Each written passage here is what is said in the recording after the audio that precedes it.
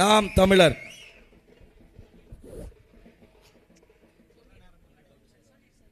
அடுத்ததாக மாநில கொள்கை பரப்பு செயலாளர் அண்ணன் சீமான் அவர்களின் அரியணையிலே இருக்கிற பெண் புலி அக்கா கோவை நர்மதா அவர்களை எழுச்சி உரையாற்ற அழைக்கிறோம்.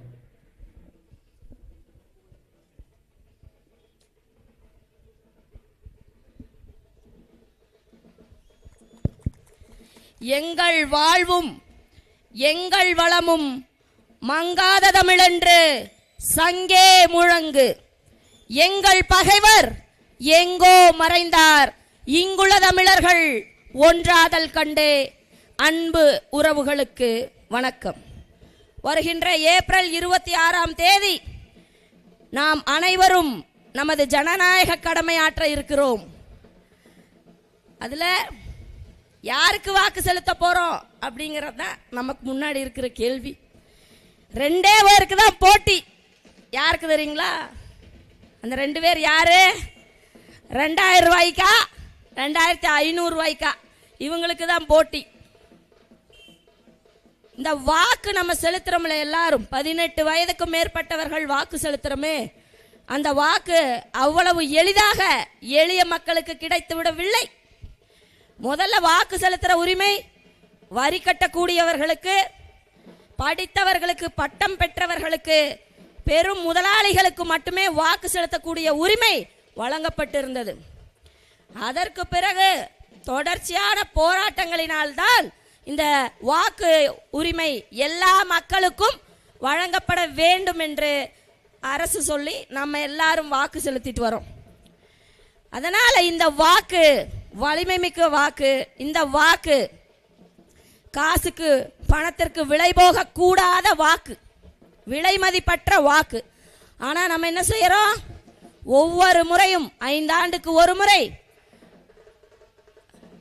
வாக்குக்கு 500, 1000, 2000 என கொடுத்து நம்ம வாக்கை விலைக்கு வாங்கி அவர்கள் ஆட்சி அதிகாரத்திலே அமர்ந்து விட்டு இங்கே இருக்கக்கூடிய வளங்களை எல்லாம் கொள்ளையடித்து அவர்கள் 5000 கோடி 10,000 கோடி சொத்து சேர்த்து நம்மிடம் வாக்கு பெற்றவர்கள் எல்லாம் பெரும் முதலாளிகளாக கார்ல போவோம், 10 கார்ல. ஆனால் வாக்கு செலுத்திய நாம் அதே நிலையில தான் உட்கார்ந்துட்டு இருப்போம். அதை சிந்தித்து இந்த முறை 2000 கொடுக்குறேன், 2500 கொடுக்குறேன்னு சொல்றவங்களுக்கு வாக்கு செலுத்தாமல் யார் ஒருவர் வென்றால் இந்த மக்களின் பிரச்சனைகளை சட்டமன்றத்திலே முழங்குவார்களோ, எவரொருவர் வென்றால் இந்த மக்களின் உரிமைகளை சட்டமன்றத்திலே போய் முழங்குவார்களோ அவர்களுக்கு எம் மக்கள் நீங்கள் வாக்கு செலுத்த வேண்டும். அந்த வகையில் 15 ஆண்டுகளாக எந்த கட்சியுடனும் கூட்டணி இல்லை, ஓட்டுக்கும் நோட்டுக்கும் சீட்டுக்கும் விலை போவதில்லை என்ற உறுதியான கொள்கை நிலைப்பாட்டுடன் களத்திலே 5வது முறையாக தனித்தே போட்டியிட நாம் தமிழர் கட்சிக்கு நீங்கள் வாக்கு செலுத்த வேண்டும்னு கேட்டு உங்க பிள்ளைகள் உங்க முன்னாடி பேசிட்டு இருக்கோம்.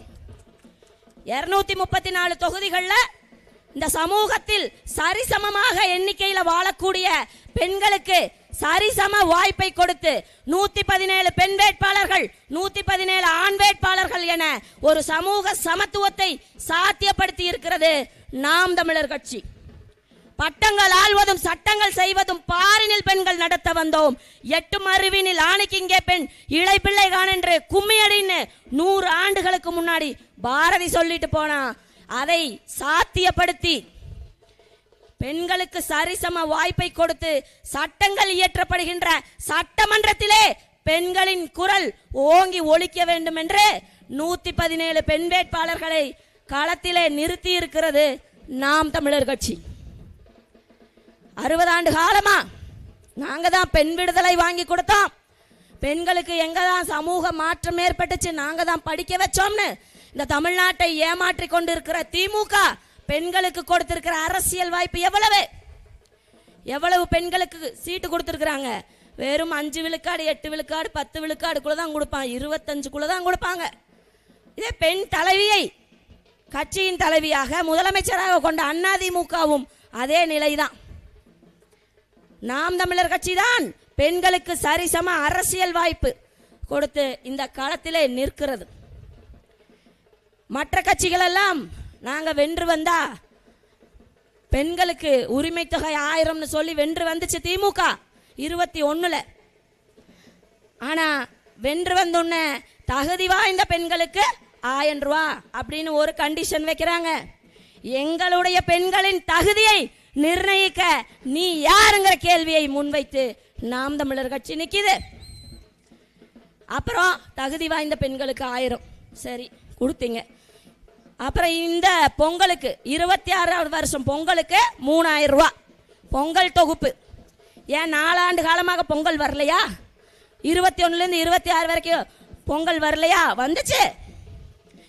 அப்புறம் தூங்கி எந்திரிச்சோன்னா 5000 ரூபாய் பெண்களோட வங்கி கணக்கில் வந்துச்சு திடீர்னு. அது என்னன்னு கேட்டா பிப்ரவரி மார்ச் ஏப்ரல் மாதத்திற்கான 1000 ரூபாய் உரிமை தொகை. அப்புறம் கோடை கால தொகுப்பு. கோடை கால தொகுப்புன்னா கோடை காலம் இந்த வருஷம் தான் வருதா? 2021லேருந்து 25 வரைக்கும் கோடை காலமே வரலையா? வந்துச்சு, கோடை காலம் வந்துச்சு. ஆனால் தேர்தல் வரவில்லை. இந்த ஆண்டு தேர்தல் வந்துச்சு, அதனால் கோடை கால தொகுப்பு வந்துச்சு. அப்போ வாக்கை பெண்களை வெறும் வாக்குக்கானவர்களாக ஒரு வீக்கர் செக்ஷனாக காசை கொடுத்தால் பெண்களின் வாக்கை வாங்கிவிட முடியும் என்ற திமிருடனும் நம்பிக்கையுடனும் இந்த கட்சிகள் இருக்குதுன்னா இந்த முறை பெண்கள் நீ எத்தனை வேணாலும் கூட 10,000 கூட கூட, ஆனால் நாங்கள் யார் நல்லவர்கள், யார் சரியானவர்கள், யார் ஆட்சிக்கு வந்தால் பெண்களுக்கு பாதுகாப்பு இருக்குமோ அவர்களுக்கு வாக்கு செலுத்துவோம்னு எம் சகோதரிகள் முடிவு செய்ய வேண்டும். இவங்க கொடுக்கிற 2000 3000 நம்மளால சம்பாதிக்க முடியாதா? உறுதியா சம்பாதிக்கலாம். ஆனால் பாதுகாப்பு என்பது அரசு தான் கொடுக்க வேணும். பள்ளிக்கூடங்களுக்கு போறோம், கல்லூரிகளுக்கு போறோம், வேலைக்கு போறோம்.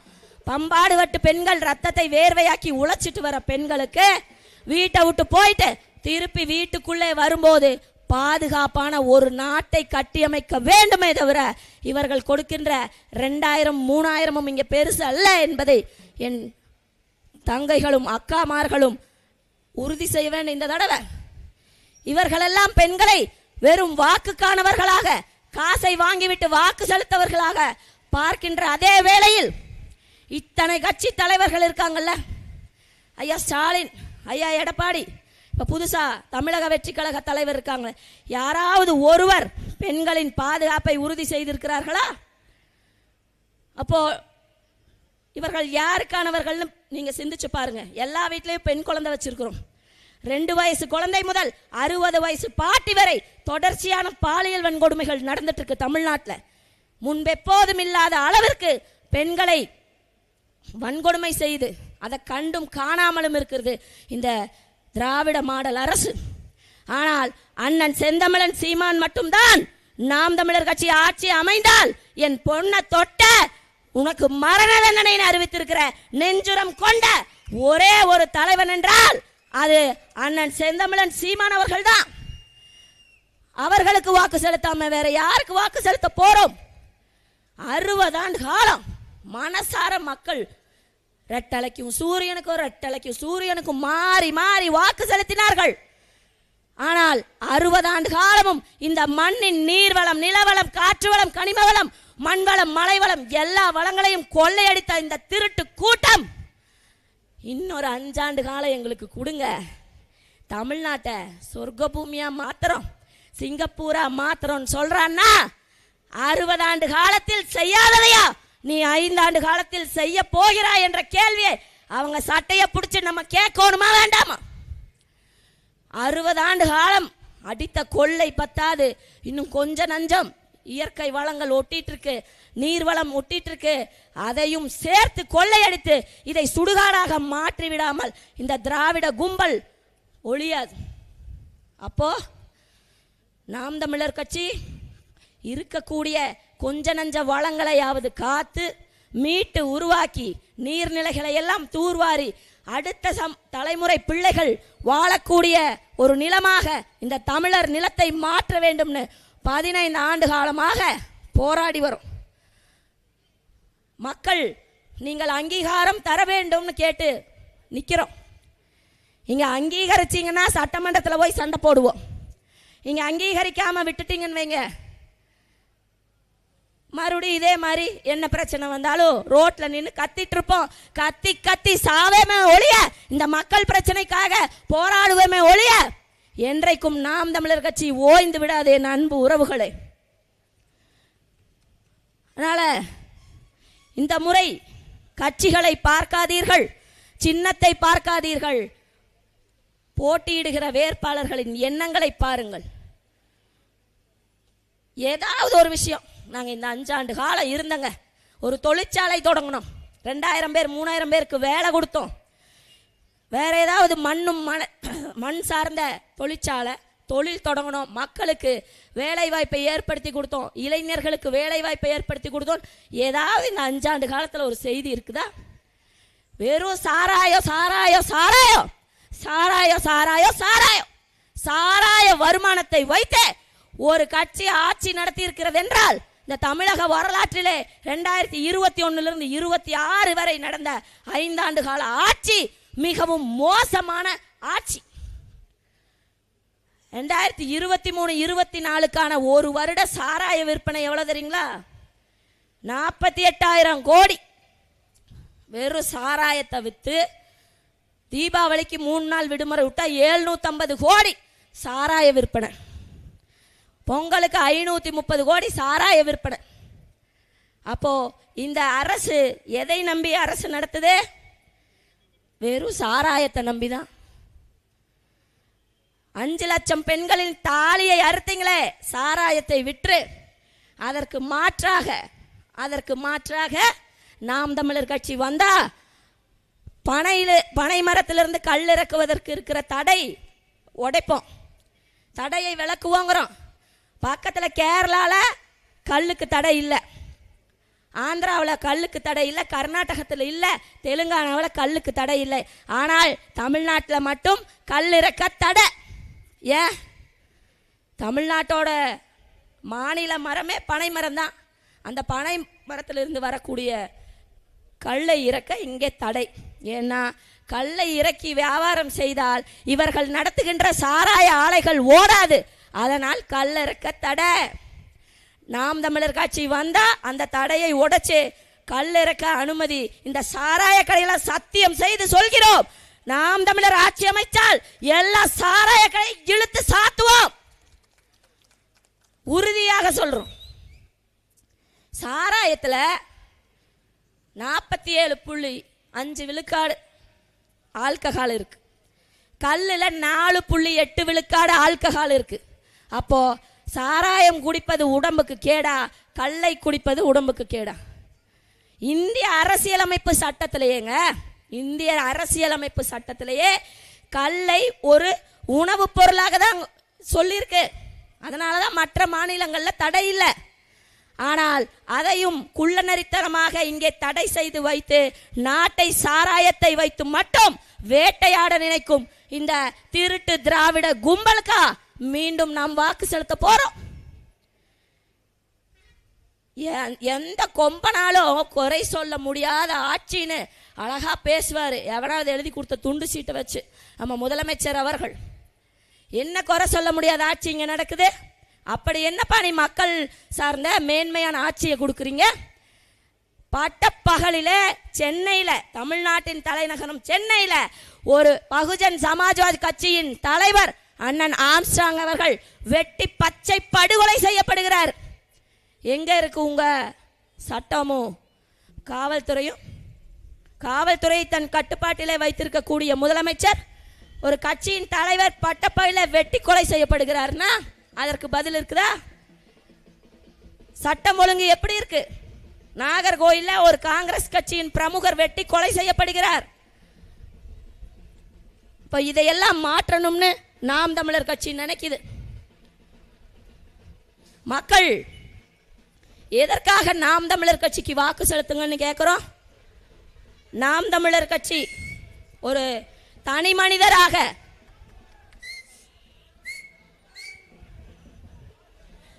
மனிதராக இந்த சமூகத்தில் நாம் இந்த அதிகாரத்தை தட்டி கேட்க முடியாது. ஐயோ என் மண் வளத்தை திருடுகிறானே, ஐயோ என் மலை வளத்தை உடைத்து எடுத்துட்டு போறாரு. ஐயோ, என் பெண் பிள்ளைகள் பாலியல் வன்கொடுமைக்கு ஆளாக்கப்படுகிறார்களே, ஐயோ இந்த நாட்டில் சட்ட ஒழுங்கு சரியில்லையா என்று தனி மனிதராக நாம் நின்று புழுங்கிக் கொண்டிருந்தோம். ஐயோ, என் மக்கள் ஈழத்தில் அடித்து கொல்லப்படுகிறார்களே, இதை கேட்க ஒரு ஆள் இல்லையா என்று நாம் ஒவ்வொருவரும் துடித்துக் கொண்டிருந்த போது நான் இருக்கிறேன், நாம் தமிழர் கட்சி இருக்குது என்று ஒரு பெரும் தமிழர் தலைவராக உயர்ந்து வந்தவர் அண்ணன் செந்தமிழன் சீமான் அவர்கள். அதனால் நாங்கள் ஒவ்வொருவரும் நாம் தமிழர் கட்சியே தமிழர்களுக்கான விடியலுக்கான கட்சி என்று நாம் தமிழர் கட்சியிலே பயணிக்கிறோம். அன்பான மக்களே, உங்களிடம் எங்க கூட வந்து பயணிங்க, எங்களை போன்ற நின்று போராடுங்கன்னு நாங்க கேட்கல. ஒரே ஒரு உங்கள் வலிமையான வாக்கை நாம் தமிழர் கட்சிக்கு தாருங்கள் என்று கேட்டு உங்கள் முன்னே பேசிக் கொண்டிருக்கிறோம்.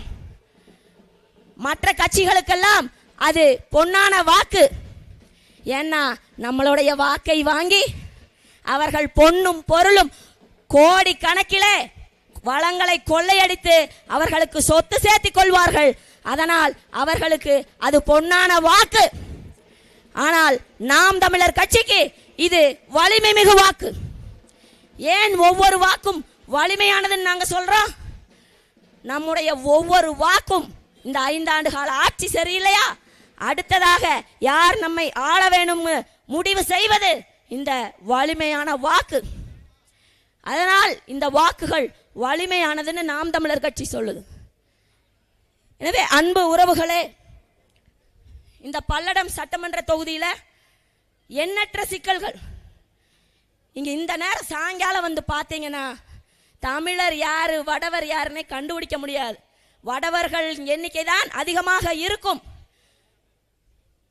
இங்க பின்னலாடை தொழில எல்லாம் வடவர்கள் பூந்துட்டு ஆக்கிரம் செய்துட்டாங்க. தமிழர்களின் பொருளாதாரம் வீழ்ச்சி அடைஞ்சிருச்சு. தமிழர்களுக்கு திருப்பூர் பனியன் கம்பெனியில வேலை கொடுக்க கூடாது என்று வடவர்கள் போராடுகின்ற நிலை இந்த மண்ணிலே உருவாயிருச்சு. அதை சரி செய்ய வேண்டும். திறந்த வீடு போல இருக்கிற தமிழ்நாட்டுக்குள்ள பீகாரா, உத்தரப்பிரதேசா, ஜார்க்கண்டா எங்கிருந்து வரானே தெரியாது. குவியல் குவியலாக நீங்க போய் திருப்பூர் தொடர்வண்டி நிலையத்தில் பாருங்க, குவியல் குவியலாக வந்து வட மாநிலத்தவர் குவியறாங்க. இதையெல்லாம் கட்டுப்படுத்த வேண்டும்னு நாம் தமிழர் கட்சி சொல்லுது. நாங்கள் ஆட்சிக்கு வந்தால் இன்னர் லைன் பர்மிட், உள்நுழைவு சீட்டு முறையை அறிமுகம் செய்வோம்னு சொல்லி நிக்கிறோம் களத்துல. இதே பல்லடம் தொகுதியில் இருக்க குப்பை பிரச்சனை சரி செய்யப்படும்னு சொல்றோம். மக்கள் பிரச்சனைகளுக்காக நின்று போராடி கொண்டிருக்கிற நாம் தமிழர் கட்சிக்கு நடக்க இருக்கின்ற சட்டமன்ற தேர்தலில் அன்பு தம்பி தமிழினியன் அவர்களுக்கு விவசாய சின்னத்திலே உங்கள் வாக்குகளை தாருங்கள், தாருங்கள். இந்த மக்களின் குரலாக, பல்லடம் தொகுதியின் உரிமை குரலாக என் தம்பி அந்த சட்டமன்றத்திலே முழங்குவார் என்று கூறி, எங்கள் திருநாட்டில் எங்கள் நல்லாட்சியே, தமிழ் தாய் வாழ்க, தலைவர் பிரபாகரன் வாழ்க, நாம் தமிழர். தமிழ் தேசிய இனத்தின் ஒற்றை நம்பிக்கை, தமிழினை இருளகற்ற வந்த பேரொளி அண்ணன் செந்தமிழன் சீமான் உங்களோடு